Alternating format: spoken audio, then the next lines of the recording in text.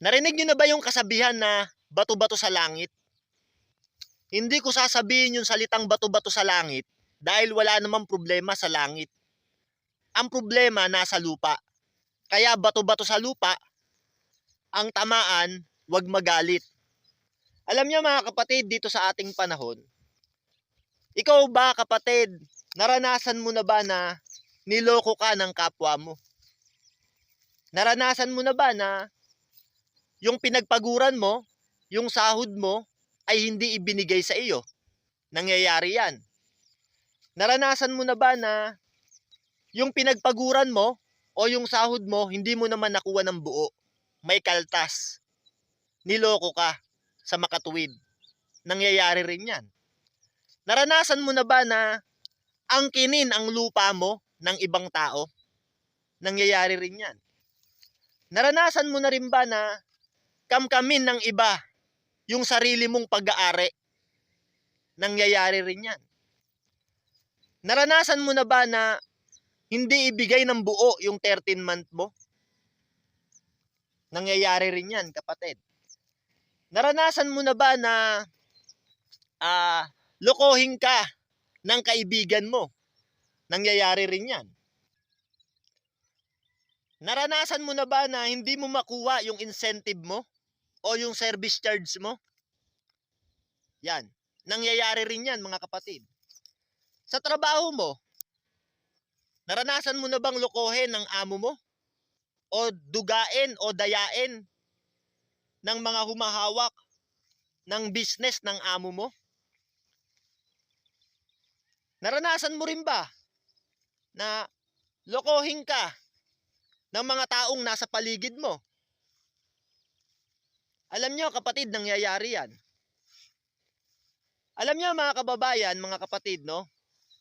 Sabi ng Biblia, sa ikalawang Timoteo, ng 3 ng 2, ang mga tao ay magiging maibigin sa kanilang sarili at magiging maibigin sa salapi. Sabi ng Biblia, yung mga tao daw, pagdating ng panahon, sila ay magiging maibigin sa kanilang sarili at magiging maibigin sila sa mga salapi. Sa makatuwid mga kapatid, sa pera. Yan. Alam niyo mga kapatid, totoong nangyayari na yan. Na ang mga tao ngayon sa ating panahon ay nagiging maibigin na sila sa kanilang sarili at sa pera. Kaya nga naman sa ating panahon, maraming mga tao ang dumadaing na nahihirapan dahil sa kanilang mga pinagpaguran, imbis na sila ang makinabang, ay kinukuha pa ng iba. Sa makatuwid, dinadaya sila at niloloko sila ng ibang mga tao. At yung kanilang mga pinagpaguran na dapat na inaasahan nilang matatanggap nila, kung hindi naman nila ito matanggap ng may bawas,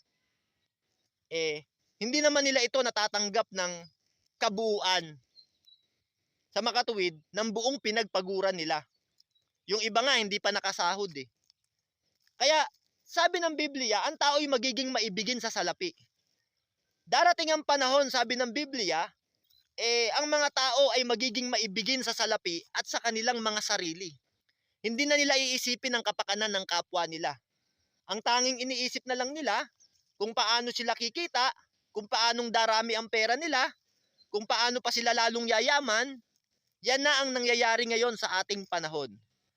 Alam niyo mga kapatid, sabi ng Biblia, sa Acts ng 8:20, hindi mo mabibili ang kaloob ng Diyos ng pera. At ang pera mo ay kasama mong mamamatay. Yung pera mo, kasama mo yang mamamatay. Hindi mo kayang biliin ang kaloob ng Diyos ng pera. Hindi kaya kang ipagtanggol ng pera sa kaarawan ng paghuhukom o sa kaarawan ng iyong kamatayan. Walang magagawa ang pera. Kaya kapatid, huwag natin ibigin ng salapi. Dahil sabi sa 1 Timoteo ng 6 ng 10, sapagkat ang salapi ang ugat at pinagmumulan ng kasamaan. Kaya pag inibig mo yung salapi, yan ang pwedeng maging ugat at pagmulan ng kasamaan at magdala sa iyo sa kapahamakan. Kaya wag natin ibigin ng pera.